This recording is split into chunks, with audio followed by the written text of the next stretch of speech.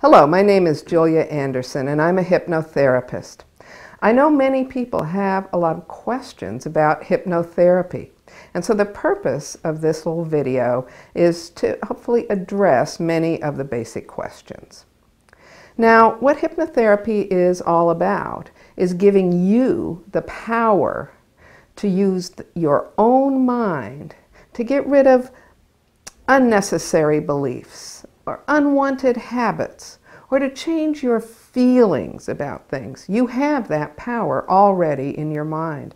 And all a hypnotherapist does is help you bring that out, help you reach in and use those powers that you were already given.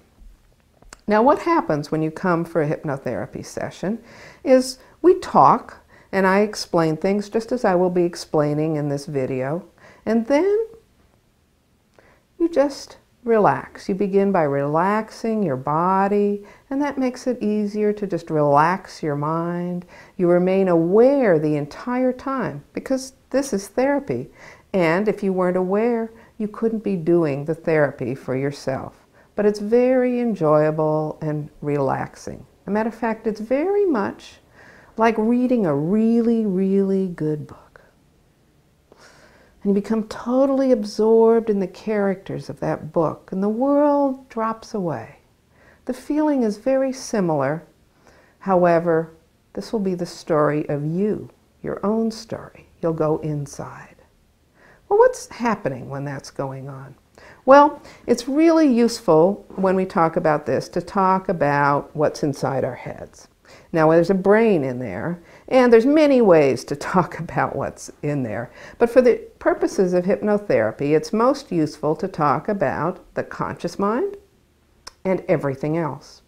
Now, we tend to call everything else subconscious or unconscious. They're, in a way, kind of unfortunate names, but all it means is the part of the mind or the brain that is not the conscious part. Now, that conscious part, it turns out, is actually a very small part of our brain.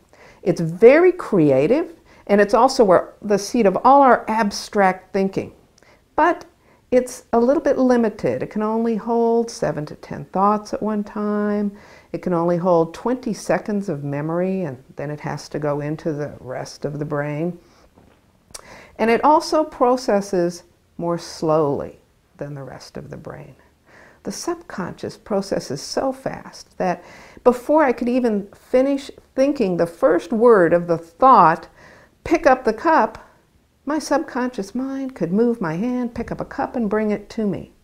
So much faster. And it processes so much more information. And sure, some of that information is very basic, like moving all the muscles of my hand and fingers to pick up the cup. But it's so much more than that. And you already know that whenever you stop and think about what's going on, that there's a whole lot more going on than your conscious mind is aware of.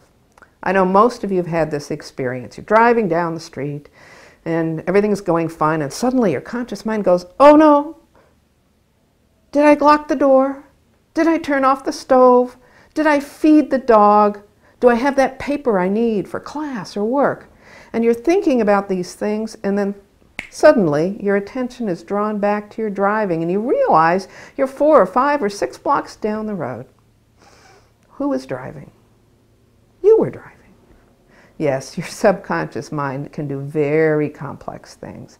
It knows not only how to drive to where you normally go, it knows to look for the stop signs and the red lights and the pedestrians. It can do all of that for you. As a matter of fact, I would say you really couldn't drive at all with just your conscious mind because there's too many things involved.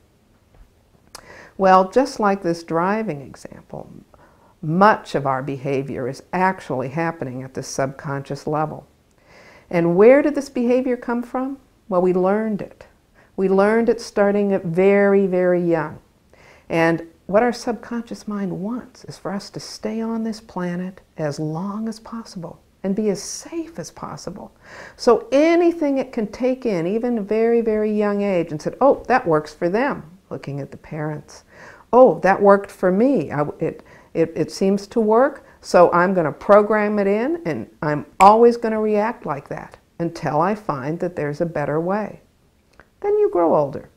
And sometimes these programs aren't as useful anymore because you've changed, the world has changed. And so you look in the mirror and you try to change those things. And it doesn't happen easily for you. So that's when you want to call a hypnotherapist, because it's easier for you to just relax, and we can just reprogram that subconscious by letting it know what you would like to do and why you would like to do it, and by using the language of the subconscious and you in a relaxed state. Together, we can achieve success. Thank you.